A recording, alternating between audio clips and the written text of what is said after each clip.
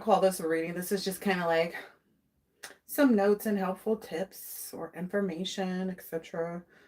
about your spiritual contracts. Please don't take this as like me trying to read into your scenario or anything other than just general information. Take it how it resonates ultimately, right? Can you hear me? Is what I'm wondering right now. Okay, I can hear myself somewhere talking, so so I'm assuming you can too. All right, let me grab a sip of this tea. Oh, gotta use this phone too. Okay, so notes for this one. Very specific, very to the point. Breaking a spiritual contract. Now, this doesn't apply to relationships where the individual is spiritually employed for shamanic purposes. So, if you feel like you're a shaman or you're a healer, it's not those types of relationships. It's not those types of contracts that I'm talking about. Non romantic contracts, either complete or don't complete. So, this could be like a non romantic contract, could be with your children or with your best friend or something like that. Um, Gender is neither here nor there as long as the relationship exists to be, positive and uplifting, etc. And, kind of, organic as well as platonic, just there for each other. Lavender marriages are also a part of this. And then I also wanted to just put out a disclaimer. I am not interested in any lavender marriages myself. I just thought that that was a great idea for individuals who may have found themselves in certain circumstances with their spiritual contracts from previous or their experiences throughout life that had determined that they would be better suited for a lavender marriage. But that's why I put that information out there. But anyway, because I think people do want to have stuff and share things with someone, and in a lavender marriage, you can do that. I want to say that there was a lavender marriage that was popular, that people know about in the public eye. If you know who Jack A. Harris is and who her ex-husband is, they are still very close. They're still very intimate, and I believe that their marriage was a lavender marriage, or that's what it became over time. I don't know, but some people may be finding themselves like, okay, well, maybe someone's like coming out and then they don't want their person to leave them, and so they're like, well, would you be accepting of this? Maybe these, again, these are all fill in the blanks for people at different points and stages of their lives. All right, so this contract. Ooh, somebody doesn't want this out because now my whole phone then went dead, and it's on the charger. That's wild. The phone is literally on the charger this whole time. So what I was also called to do is to like take out some cards for as well, along with each definition of the phase or the stage of the connection. So please, as you identify where you are, which type of connection you're in, or maybe perhaps that you've just cut off a connection and that you are looking to establish a new one, or have just recently met someone and wondering, even if it's just spiritually. Typically, my understanding is it takes about a year's time for people to really be able to connect. Oh my gosh, somebody does not. Okay, it's powering up finally. It was taking a moment, but I think everybody should know how to, work within their spiritual contracts, because some people may decide like, hey, I don't want to end what this part is and I want to reap this benefit, or, so on and so forth. So let's take a look here. All right, now that my phone is not pretending to be dead. Okay, so make it clear. If you don't want to be in a spiritual contract with someone anymore, you need to make it clear. Do not connect with this person at all. No astral projection. Do not let them astral project to you. If you feel this person in your energy or your thoughts, you need to kick them out. So be very clear on dismissing them from your energy. When they astral project to you, or if they, come up in thought, find a recognizable thing for you to start to think about in place of the person if you're breaking a spiritual contract. Okay. Do not use telepathy. If you let this person in on your thoughts, if you let them in your space, they are in. Do not use telepathy with them, except for the fact of the matter is if they show up in your energy and you're kicking them out. Okay. Block them on social media. Somebody's like, well, what if I don't know this person, but I just can feel their energy? Block them on social. There's a reason why you feel this person's energy. So block them on social media. Even if you feel like, oh, well, I'm a this or I'm a that. And, these people are, I'm an influencer. So nope. You have to protect your energy, especially if you're an influencer and they're in the public eye, especially if there's someone who has made a spiritual contract with you and you want to exit it, okay? Or you've made a spiritual contract with them, but we'll get into that in a little bit more. Now, there is a symbolic meaning to removing that tether. That's why you block them. It removes a tether of their energy from yours. There's a stimulation that comes when you connect with somebody on social media, right? And by blocking them, you remove that. Okay. Let's see. That's why it's required to do that blocking, like on social media. Because if you allow it, then they may attempt to make an in real life connection or contact, and you shouldn't accept that either. The connection will be reviewed in spiritual court and decided there. So like, if you're just like done with somebody, you're over it, like they haven't kept up their parts, this will be reviewed in spiritual court and decided there. Now, I want to be very clear. If you've been in a spiritual contract for at least a year and you're like, oh yeah, I just don't want to be with this person, whatever. That's the type that I'm talking about. Those are the ones that go to spiritual court and then they're reviewed and decided in spiritual court. Okay. Now, when you're in spiritual court, the process there is to state the reason, include what's factual about the circumstances, take ownership if you do not want to proceed. Like, oh yeah, I just feel like, it's in my best interest not to be connected to this person because, okay, because I've seen this, this, and this take place, or I don't want to experience this. Give the validity to the things as they should be. That's key. Validity is key. If they're a false person in your life, meaning if you recall them taking your hand and signing the contract, okay, that is somebody who is a false person. If you had a dream like that where somebody took your hand and signed something, that's a false contract. You need to pull that up in spiritual court and remove yourself from that person, okay? They'll go through all the Akashic records and find out where this infraction took place, and they will remove that person. All right. Especially if you are wholeheartedly not wanting to be there, which comes into this next part. So if there's someone who is already married and they wish to remain in their current marriage, meaning that person has wholeheartedly committed to establishing their marriage with someone else, and they already have, and they're treating that current marriage. So like they're in that marriage and they're treating that marriage, as their divine union. So there's no karmic connections. It's a normal relationship. Okay. Most often these are the people who have accepted like a twin ray relationship, which means like marriage at a younger age based on, some religious factors or an institutional structure, or just, I'm a law abiding citizen who believes in being a good man to a good woman and vice versa. Okay. Some people could call it, country values, people down south, that, country music listeners, kind of that kind of energy, like a law-abiding citizen. It doesn't have to be religiously structured. Look, even though, it could just be somebody that, is able to have faith through temptation. So if they have been in a relationship or a marriage like that, and that person is like, no, I want to keep my marriage and treat it as such, they can disconnect, right?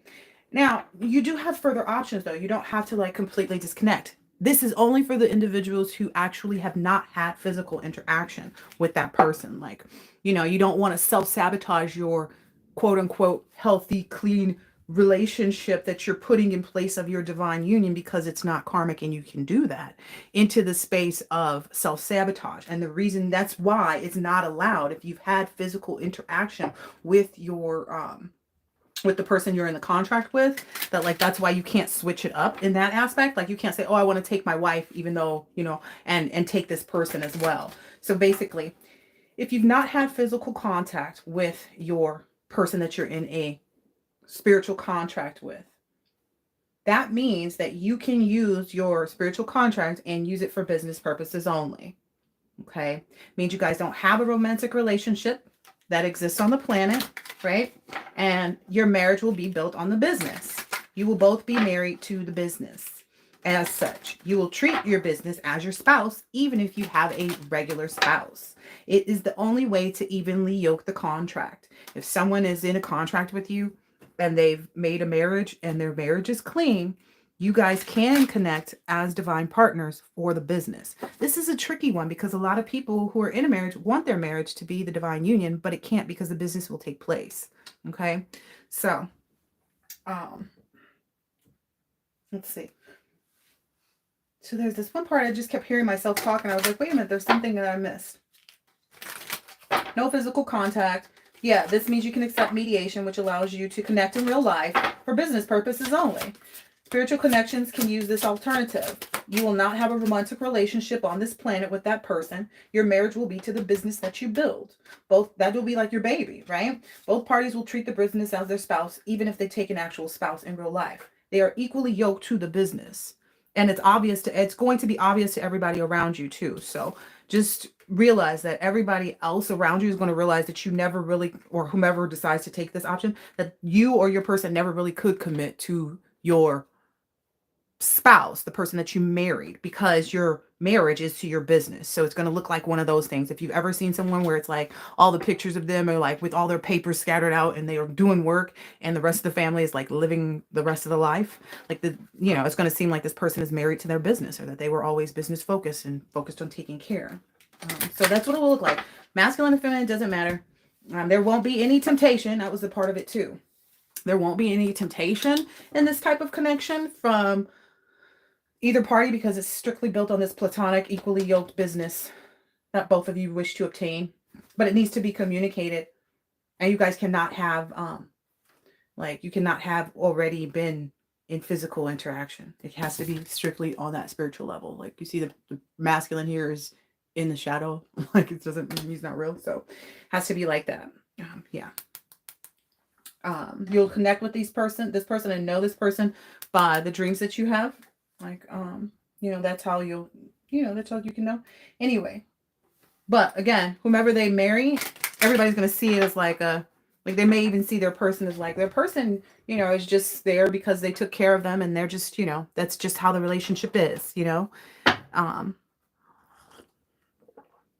if it's for a feminine, they'll look at her marriage and say, oh, she just wanted to have somebody to, go on trips with. It's more going to be companionship. So you will be able to obtain companionship with your person that you marry, but your commitment will be to your business. You will never love your married person the way you love your business. Okay. Now, which also those lavender marriages fit into this type of connection too. Like if your person realizes like, I'm really like men and, I really want to be with a man, but I know that we have this connection. Again, you guys haven't been intimate, so it fits, right? So just take it how it resonates, please. Now, if you're just choosing to flat out cancel, you're not really trying to give a reason, or your person didn't, or you just want a new contract, anything obtained since this contract will revert back. So basically, like, if you guys have been in this contract for like a year and a half, let's say, and it's a spiritual connection, and if during this period of time, let's say divine feminine, you're the one who wants to break it, and in this time you found a lot of like business ideas, or whatever knowledge you have attained, or whatever you have obtained from each other, whether it be spiritually, mentally, physically, emotionally, etc., it gets removed because you're asking for the contract to be dissolved of. And when you dissolve of something, it no longer exists. So the things that you received through that contract will no longer exist as well. I'm doing my hands like this. Somebody's like, will it take away the money? Yes. You will experience the gratitude and the growth of it. Something will take place that puts you back into the cycle that you were in before you got connected to your spiritual partner. I just want to be very clear. This is because you're deciding to not take the journey.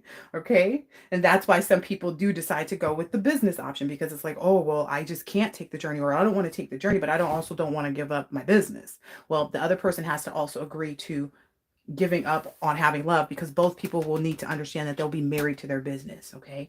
If one of the individuals is like, no, well, I still want a romantic relationship as my contract says I was supposed to have or entitled to, etc., then at that point, that's when whoever's asking for the contract to be ended for their own reasons, whatever they are, has all of that stuff removed. They go back to the beginning of that cycle when they first met this person. They may have to do obviously they're going to have to do the healing, because whatever was supposed to be learned wasn't. Okay. I don't like skirting around that. Like, yeah, it's a self-sabotage situation, you know. That's what this person might be choosing if they do that, okay? So the person who receives something but is not asking for the spiritual connection to be canceled will continue to receive all of the things because they are not the ones canceling the contract. So they get everything that they've received and they get to move forward in the correct energy, the upright energy, to receive everything as though they had been in the union. Okay?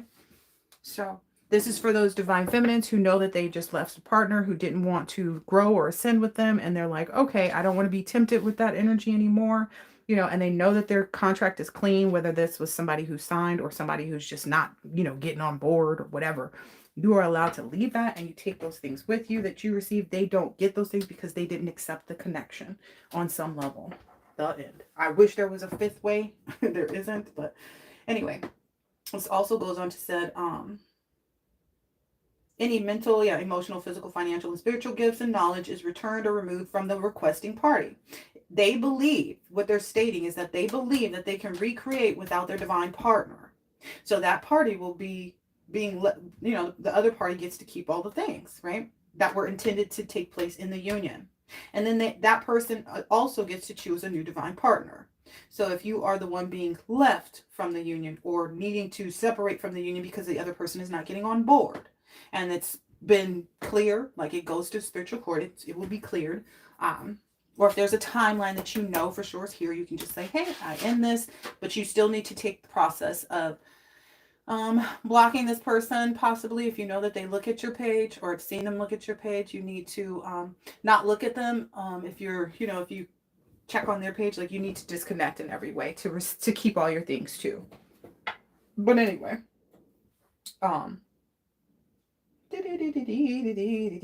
yeah, so that whoever is the one doing the leaving, they believe that they can do whatever they're supposed to do without their divine partner, and they will work towards union when they are ready. So this is the person actually being left. So the person that's being left, they can work towards a new union whenever they're ready. Or they may be gifted as they establish themselves. Or as they, finish establishing themselves, like, okay, this contract is closed. As soon as that's closed, they may be met by someone. Okay? So as soon as someone is like, done, as soon as the contract is done and signed, like, okay, we're ending it. Okay, they automatically have someone pop up into their life. Because they're continuing with establishing themselves. The person leaving, deciding to walk off, goes back to start the cycle of rebuilding whatever they received in the divine connection. Anyway, if you just started this does not apply to you. Okay. If you just got into a spiritual connection, it's like, oh, we've been, we just met. We've just been dealing with each other for the last, month or 3 months or whatever. It takes an actual year cycle before you can exit the contract. So even if you're saying no, the guides will not allow you to remove yourself from that connection. You may find that, you'll tune in, you'll find that you will receive signs that you're removing yourself from a connection that you can't yet. And it's only because you don't know what you're saying no to, right? You need that year.